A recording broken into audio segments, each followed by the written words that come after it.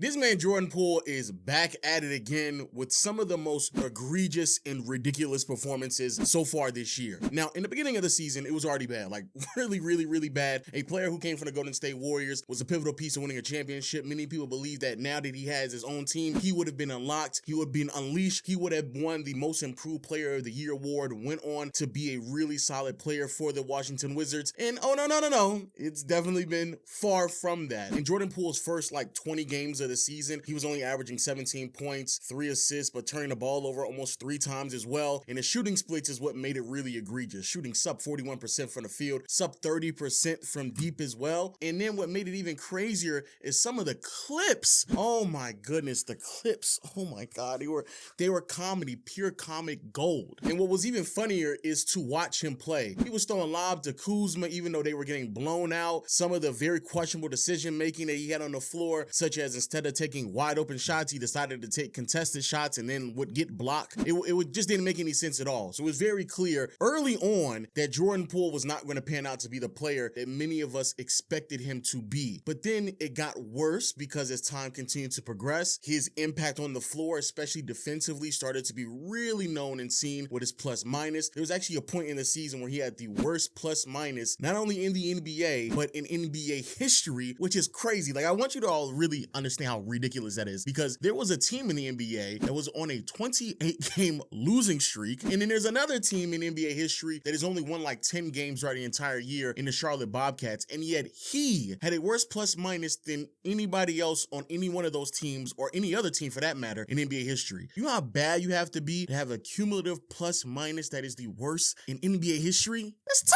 tough! And just when you think it couldn't get worse, it somehow does, because in the month of February, Jordan Poole has been unbearable, unconsciously bad. He's been so bad that you would probably have to try to be this bad, because so far in the month of February, only 6 games, and it's about to be an all-star break, so it's not that many more games that he can make up to change the trajectory of how bad this month is going to be for him. He's averaging less than 9 points a game. He's shooting below 30% from the field. He's shooting below 20% from behind the arc, and he's getting to the free throw line less than twice a game and only making 70% of them. But wait, it actually gets much worse. It gets somehow even worse, because so far in those 6 games, 3 of which he was held to under 5 points. One night against the Phoenix Suns, in 19 minutes of action, he only scored 4 points, shot 1 for 7 from the field. Most recent game against the Dallas Mavericks, he played 26 minutes, only scored 3 points, shot 1 for 12 from the field. And then against the Cleveland Cavaliers, he went scoreless, 0 for 5 in 24 minutes. And oh yeah, just as a quick sidebar, he is fouling out of the wazoo. In these 6 games, he's averaging only 28 minutes per game. He's averaging 4 fouls in that standpoint as well. And in the game against Cleveland, where he only played 24 minutes, he literally fouled out of the game in 24 minutes. 6 fouls in 24 minutes. And then follow that performance up with a 5 foul performance in the next night. Actually, I want to pause and think about this for a second. Has that ever happened before in NBA history? Wow, I'm actually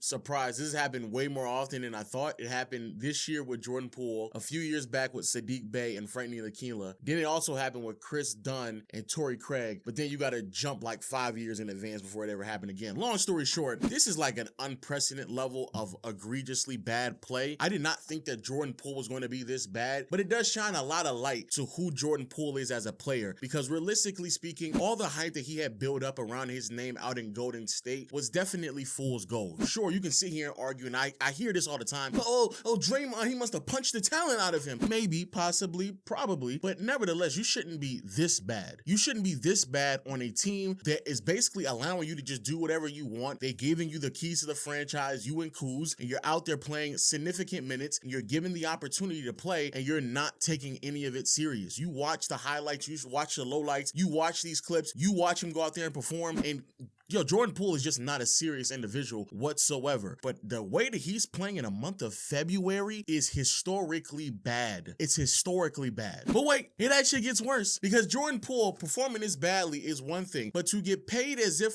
you are a star caliber player while also performing this poorly is another thing. For those who forgot, he received a max contract when he was playing for the Golden State Warriors, and now that responsibility to pay him that much money is now for the Washington Wizards. This season, he's getting getting paid $27 million. Next year, 29, almost 30. The year after that, 32, and the year after that, 34. To put those numbers into the proper context here, because, man, people really don't understand how much money that really is. Jordan Poole is going to get paid the same amount of money as Triple J, as Tyler Hero, as Jeremy Grant, as Julius Randle, as Jalen Brunson, as Cam Johnson, his teammate Kyle Kuzma, making more than Kuz, more than John Collins, Brook Lopez, in the same ballpark as Chris Middleton. I mean, he's up there. Those are all clear-cut starting caliber players, some of which fringe all-star. Jalen Brunson plays at an all-NBA level. Jordan Poole is arguably playing like the worst starter in the NBA this season, and especially in the month of February. So just when you think it couldn't get worse, it actually does, because Jordan Poole, the historically bad performances from this brother, I did not see it coming. I thought he was going to be candidate for most improved. If you had asked me before the season began, I probably would have said, yeah, he's going to win that award. But for us to get to this point right now, for us to see the type of caliber player he is, for us to really understand how poorly he is playing, it's pretty devastating. It's upsetting, especially when you put the visual behind the numbers. You see the clips, you can very clearly see he does not take it serious. And Jordan Poole has been undeniably one of the biggest disappointments so far in this NBA season, and yet it somehow continues to get worse.